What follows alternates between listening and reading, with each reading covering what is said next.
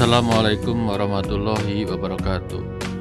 Cerita ini kita awali dari cerita kehidupan seekor burung elang. Siapa yang tidak tahu tentang burung elang? Burung elang adalah burung penguasa langit. Ia berada di puncak piramida makanan. Ia berada di puncak rantai makanan. Predatornya para pemangsa, sehingga tidak ada lagi yang mengunggulinya. Namun tahukah kalian bahwa seekor burung elang melalui fase amat sulit dalam hidupnya demi mencapai kedudukan tersebut? Umur rata-rata burung elang adalah sampai 70 tahun. Pada usia 40 tahunan, bulu-bulu elang sudah sangat lebat. Paruhnya tidak lagi tajam, kuku-kuku cakarnya pun juga tidak setajam dulu lagi, sehingga ia mulai lamban bergerak. Apalagi untuk mencari mangsa ia sangat kesulitan. Pada usia 40 tahunan ini, burung elang dihadapkan pada dua pilihan. Pertama, hanya duduk berdiam diri tidak bisa mencari makanan lalu mati. Atau kedua, ia berjuang keras merubah dirinya bertransformasi menjadi bentuk yang lebih baik untuk menghadapi tantangan kehidupan yang semakin berat ke depannya. Tampaknya sang elang memilih pilihan yang kedua. Ia pun mulai menyepi di puncak pegunungan, menyendiri di sangkar yang ia buat. Di sana apa yang dia lakukan? Ternyata dia mulai mencabuti semua bulu-bulu lebat di tubuhnya. Dengan paruhnya ia cabut itu bulu satu persatu hingga gundul. Setelah itu ia mulai melepas cakarnya dengan cara mencabut satu persatu dan memukulkan ke bebatuan cadas. Ia berdarah-darah terluka. Yang terakhir ia pun membenturkan paruhnya yang sudah tidak lagi tajam ke batu cadas sampai terlepas. Alangkah menyakitkan proses itu, dan ia harus bersabar melaluinya. Siang hari ia kemanasan karena tanpa bulu dan tanpa bisa berburu mangsa pula. Malam hari tentu saja ia kedinginan. Namun ia lalui proses yang berat itu karena sadar akan sebuah proses dan arti perjuangan dalam hidupnya. Berjuang atau mati, tidak ada pilihan lain. Proses yang menyakitkan bagi sang elang tersebut berjalan sekitar 150 hari atau sekitar 5 bulan. Apa yang terjadi kemudian? Bulu-bulu tubuh dan sayapnya mulai bertumbuh. Cakar pun mulai tumbuh dengan cakar yang kuat dan tajam. Paruhnya pun tumbuh kembali, sehingga kini lahirlah elang baru dengan sayap baru, dengan cakar dan paruh yang baru yang lebih kuat dan tajam, dan tentu saja lebih bertenaga. Sang elang pun gembira mendapati perubahan besar dalam dirinya, dan dengan segala proses tersebut membuat elang bisa bertahan sebagai predator angkasa, mempertahankan kehidupannya untuk sekitar 30 tahun lagi. Lalu bagaimana dengan siklus dan pola hidup pada manusia? Ternyata apa yang terjadi pada elang mirip-mirip yang terjadi pada manusia, atau setidaknya manusia bisa belajar dari alam sekitarnya melalui elang tadi. Pada usia 40 tahun, manusia mencapai kematangan dirinya dalam segi jasmani dan rohani dan mental spiritual, baik sebagai individu maupun sosial. Di saat yang sama, ia dihadapkan pada problematika kehidupan dan apa yang ia pelajari, ia lakukan dan ia tuai selama 40 tahun kehidupannya. Mungkin ia mencapai banyak kesuksesan dan kematangan dari banyak hal dan dari segi kehidupan. Bisa berkeluarga, berharta benda, punya eksistensi dan pengaruh kekuasaan. Namun di saat yang sama tanpa disadari, banyak pula hal yang membuat segala kreativitas dan daya pikirnya mulai tambun dan lamban bergerak seperti elang. Karena sudah berada di zona nyaman, ia mulai lamban bergerak malas berpikir, sehingga justru mematikan banyak hal potensi dalam dirinya. Pada fase ini banyak orang yang mati bahkan sebelum ia benar-benar mati dalam kehidupan, malas berpikir dan berkaya atau bermanfaat buat kehidupan sebagai fungsi kekhalifahan pada dirinya. Untuk itu Allah Subhanahu wa Ta'ala, Tuhan semesta alam, melalui nabinya, utusannya, dan kitab yang diturunkannya memberikan sinyal khusus buat usia 40 tahun ini. Dalam salah satu hadisnya Rasulullah berkata bahwa barang siapa yang berusia 40 tahun namun kebaikan belum mengalahkan keburukan, maka siap-siaplah akan ancaman neraka. Hadis ini membuat kita merenung ketika memasuki usia 40 itu memang harus berhati-hati sekali, karena hukum balasan baik dan buruk itu tetap akan datang bagaimanapun keadaan kita.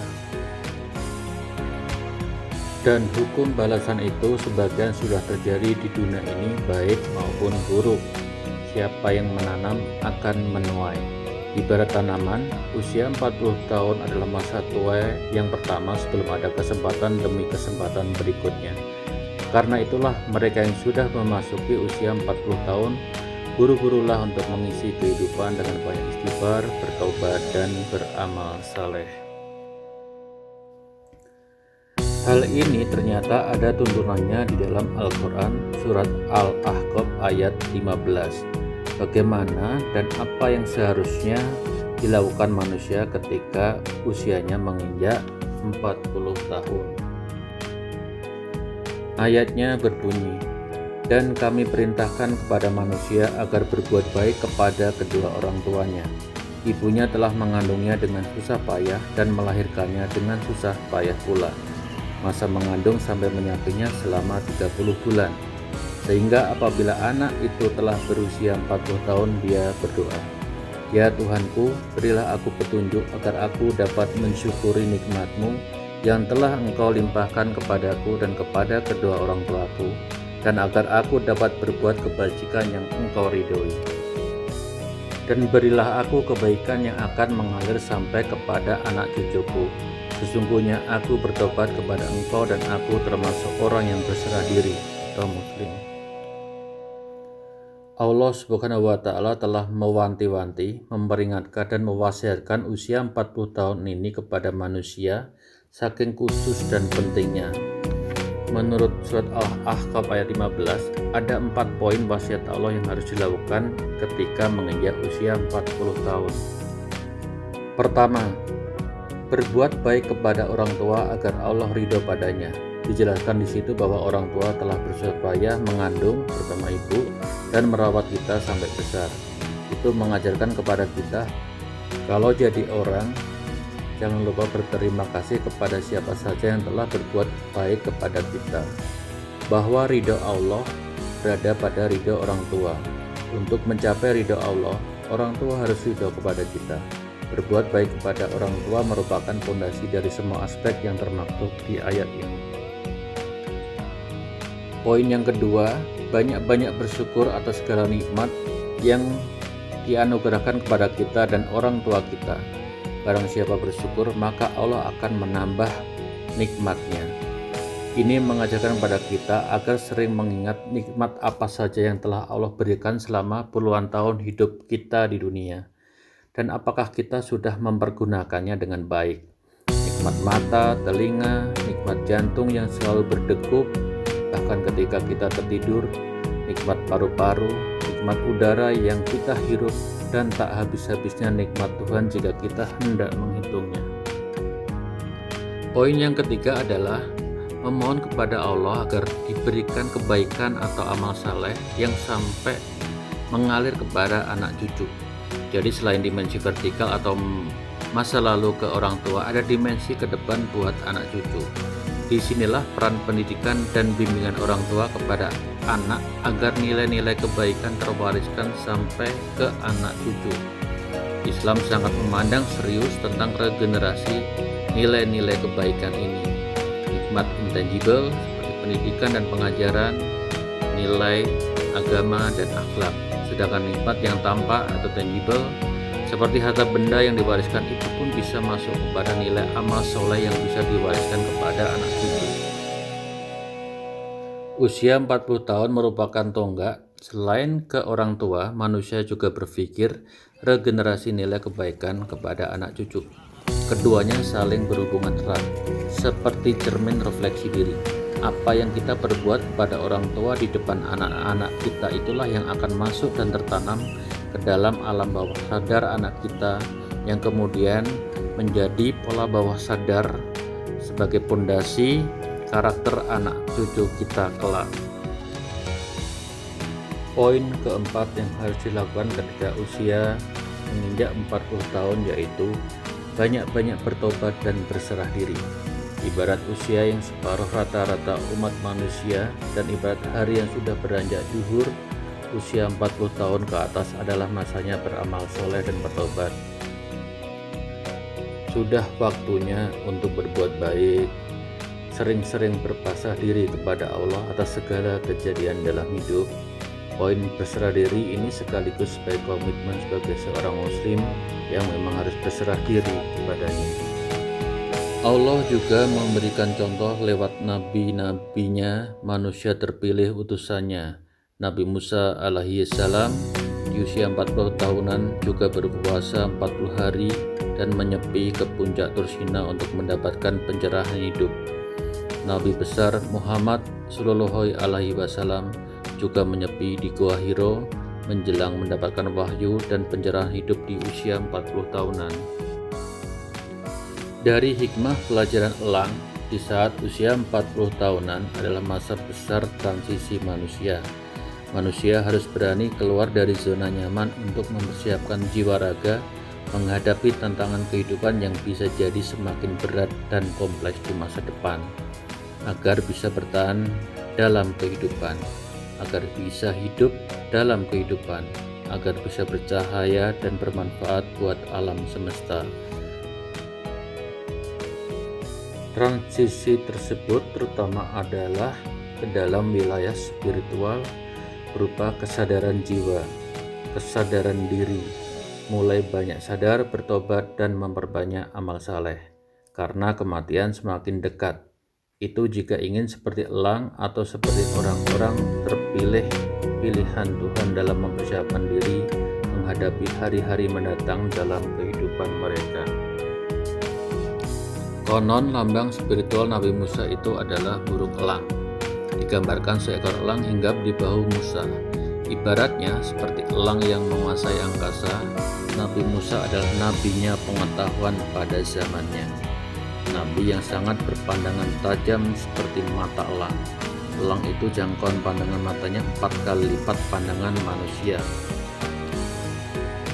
Bagaimanapun beliau, Nabi Musa, telah berani mendobrak keganasan Fir'aun dan bala tentaranya, merupakan kisah abadi yang amat legendaris di Al-Quran. Beliau juga Nabi yang diizinkan berbicara dengan Allah Subhanahu wa Ta'ala. Segala macam pengetahuan dan ilmu ada padanya, sampai suatu ketika terbesit di hati Musa, "Ya Tuhan, ada nggak orang yang lebih berpengetahuan dibandingkan aku?" Yang akhirnya dijawab oleh Allah, "Ada, yaitu seorang hamba yang telah aku berikan pengetahuan kepadanya, yaitu Khidir." Akhirnya Nabi Musa yang haus akan ilmu pengetahuan itu pun minta dipertemukan dengan Nabi Khidir agar bisa mendapatkan hikmah. Kisah Musa dan Nabi Khidir ini pun menjadi dialog yang diabadikan di surat Al-Kahfi. Surat Al-Kahfi ini yang sering dianjurkan untuk dibaca setiap hari Jumat oleh kaum muslimin. Kehadiran Nabi Khidir pada kisah Nabi Musa mengingatkan kepada Musa dan kepada kita semua bahwa di atas langit selalu ada langit yang lebih tinggi lagi. Oleh karena itu sudah menjadi sunatullah, ada waktu terbit dan ada waktu tenggelam, ada waktu bersinar, ada waktu redup, ada siang, ada malam. Segala sesuatu ada masanya, ada waktunya, dan manusia harus pandai-pandai mengamati waktu dan menempatkan diri di posisi tersebut. Empan papan.